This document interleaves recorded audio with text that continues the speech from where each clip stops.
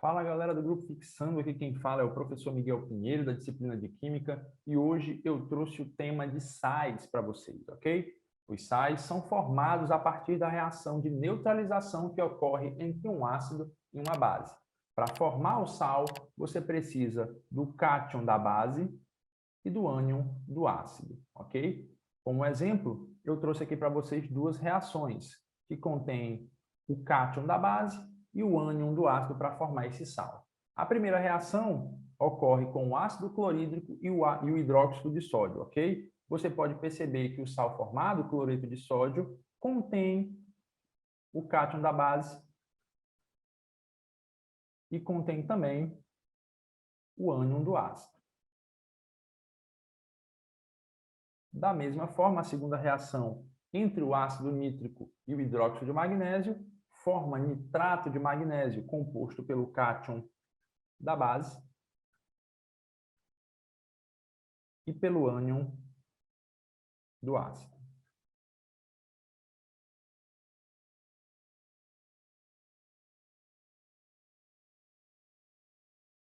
Uma dúvida bastante comum é com relação ao caráter dos sais. Como ele é determinado? Ele é determinado pelos seus íons constituintes. Dica: o mais forte é quem manda, ok? Para ficar mais fácil, eu trouxe aqui outros dois exemplos. O primeiro exemplo, eu tenho o ácido sulfúrico reagindo com o hidróxido de amônia. Você pode perceber que o ácido sulfúrico é um ácido forte e o hidróxido de amônia é uma base fraca, ok? Logo, ele vai formar um sal de caráter ácido. Por quê?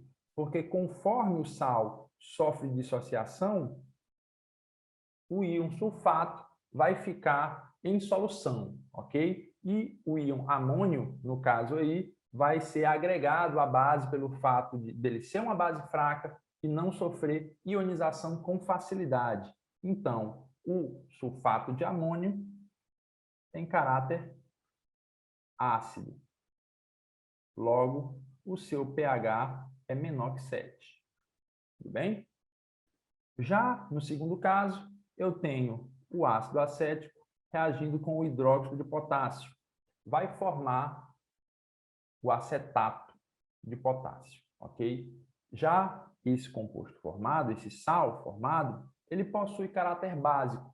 Isso porque, no processo de dissociação, os íons acetato vão se agregar ao H+, na solução, pelo fato do ácido acético ser considerado um ácido fraco, ele sofre pouca ionização, ok? Agora, o hidróxido de potássio é uma base forte, tem uma ionização de grau mais elevado, ou seja, nós teremos em solução mais íons hidroxila, mais íons OH do que íons H+. Logo, o caráter desse sal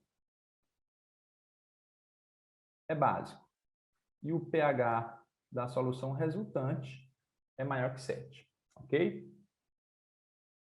Vamos testar em questões. Eu trouxe essa questão para vocês do Enem PPL de 2014. Fertilizantes químicos mistos, denominados NPK, são utilizados para aumentar a produtividade agrícola por fornecerem os nutrientes nitrogênio, fósforo e potássio necessários para o desenvolvimento das plantas. A qualidade de cada nutriente varia de acordo com a finalidade do adubo.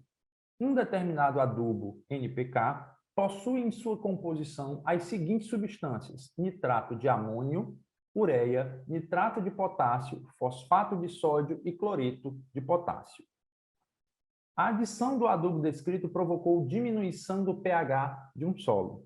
Considerando o caráter ácido-base das substâncias constituintes desse adubo, a diminuição do pH do solo deve ser atribuída à presença no adubo de uma quantidade significativa de, ou seja, ele está relacionando a alteração do pH à adição de um determinado composto. Qual foi essa alteração? A diminuição, ok? O pH diminuiu. Se o pH diminuiu, obviamente, o composto que provocou essa diminuição possuía caráter ácido. Então, nessa questão, tudo que você precisa fazer é identificar o composto de caráter ácido.